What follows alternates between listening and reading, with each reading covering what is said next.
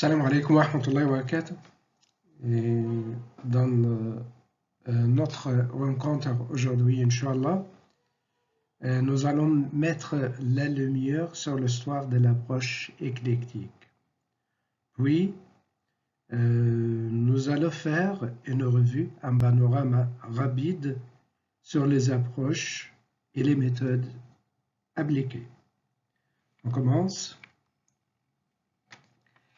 L'historique de l'approche éclectique. Tout au long du XXe siècle, les méthodologies de l'enseignement du français langue étrangère ont évolué et donné naissance à des manuels récents qui sont considérés comme des supports d'apprentissage essentiels pour l'acquisition de la langue.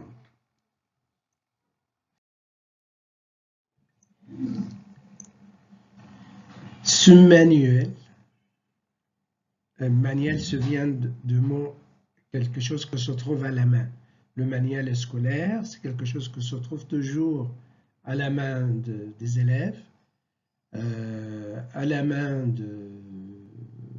des enseignants, à la main des inspecteurs. Ce manuel, pour cela, ces manuels sont devenus avec le temps des méthodologies d'enseignement qui succèdent les unes après les autres. Parmi les plus connus et les plus utilisés, et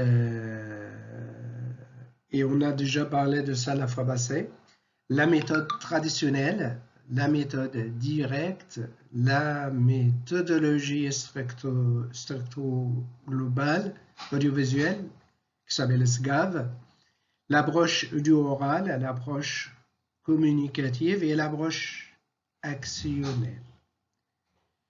Normalement, l'arrivée d'une nouvelle méthode qui remplace l'ancienne a un but.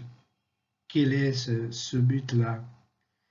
Ce remplacement-là a un objectif, c'est de retraber les lacunes et d'amener de nouveautés et des progressions. Alors, c'est le but ou l'objectif essentiel. Quand il y a des lacunes dans une méthode ou des critiques, on essaye de remplacer par une autre pour gommer ces lacunes-là.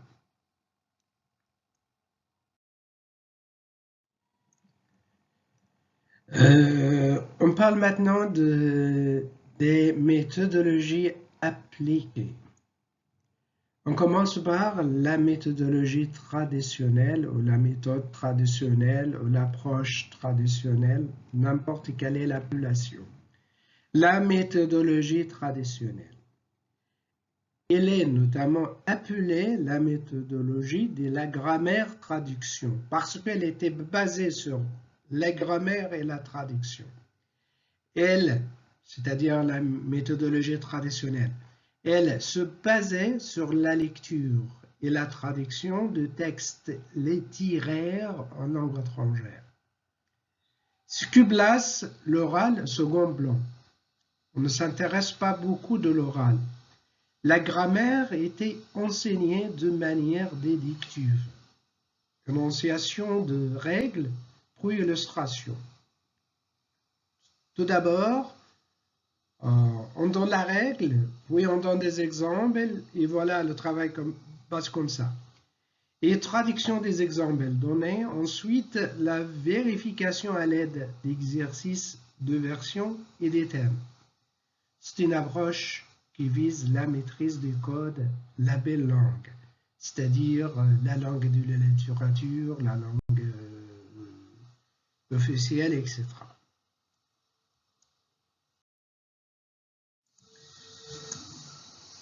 Toujours dans la méthodologie traditionnelle, quel est le rôle de l'enseignant et quel est le rôle de l'élève dans cette méthodologie-là?